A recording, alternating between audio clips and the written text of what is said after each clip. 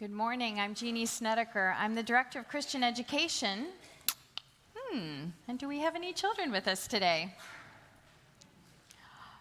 The door is open. Good morning, everyone. Come on up. Thought we were having a sleepy Sunday. I'm glad you're here. Good morning. Yay, I get to sleep in for Sleepy Sunday. Yay. Good morning, everybody. How are you today? It's good to see you.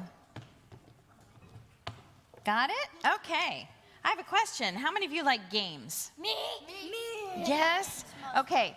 Briefly, tell me your favorite games. What's your favorite game? Sardines. Sardines. Sardines is a game we're playing at Wacky Wednesday right now.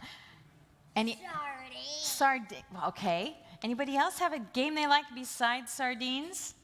Not sure? Dagny, how about you? Video games. Video games, okay. Wizard School INC. Okay, don't know what that is, but I'm sure it's amazing. Amazing. Well, I brought a game today. It's a card game, and it's called Guess in 10. So if you can see my cards up here. Guess in 10. Like 10 seconds or minutes? I'll tell you. Just hang on 1 second. Guess in 10 does not mean 10 seconds. It means 10 questions. So we know the game 20 questions. That's kind of a game that's been around a long time. This is Guess in 10. So that means you have 10 questions to guess what's on the other side of my card. That can be tricky, right? It's hard to know where to start. One place to start with this particular game is it's an Animal Planet game. So you're guessing an animal in 10 questions. That's still pretty tricky, right? Well, it's easy if it's a cheetah, but there's lots and lots of cards in here, so they can't all be a cheetah, right? But questions are the way we find the answers in this game. That's the way you get the answer, right? And questions are good, not just in games, but we ask all kinds of questions all day long in our lives. Some of them are really big questions that are hard to answer. But what if they bother people? Well, you know what? We're going to talk about that. But right now, I'm going to tell you why questions are good. Because it leads to discovery, right? It's like you're a detective and you're trying to solve a riddle. You go looking for information, and when you get that information and you find new answers in life, you gain new understanding and your knowledge grows. That's a good thing.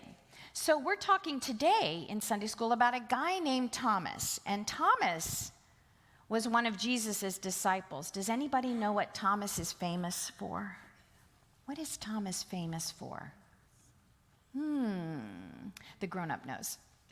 Doubting. Thomas is famous for having doubts. Thomas had questions. And that's understandable. But what happened was Jesus appeared to his disciples following the resurrection. And but Thomas wasn't there that time. They were so excited about their encounter with Jesus that when they saw Thomas, they said, "We have seen the risen Lord." Well, Thomas was really struggling, and he said, "I can't believe it, not unless I see it for myself." Well, the next time Jesus appeared to them, Thomas was there. And Jesus said to Thomas, "Thomas, it's time to believe. Touch my hands, touch my side, and believe." And you know, Thomas's eyes were opened, and he believed.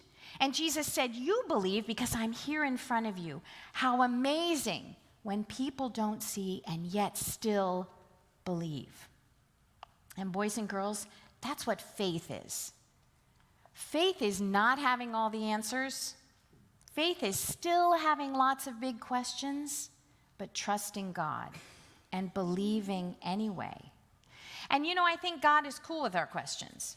I really do. I think God celebrates our questions because it leads us to be detectives. We go looking for answers. We come to church and we read our Bible and we talk to our grown-ups about God and we learn new things. And when we learn new things, we also don't just grow in knowledge. Guess what? We grow in faith. And that's amazing, isn't it? So we're going to talk some more about Thomas in just a minute, but let's go ahead and say a prayer. Holy One, we thank you that you love us and you walk with us through all our doubts and our questions. Give us a heart to learn more and more about you, and give us eyes to see the wondrous love all around us. Amen. We walk to Sunday school. I should have said that pre-prayer.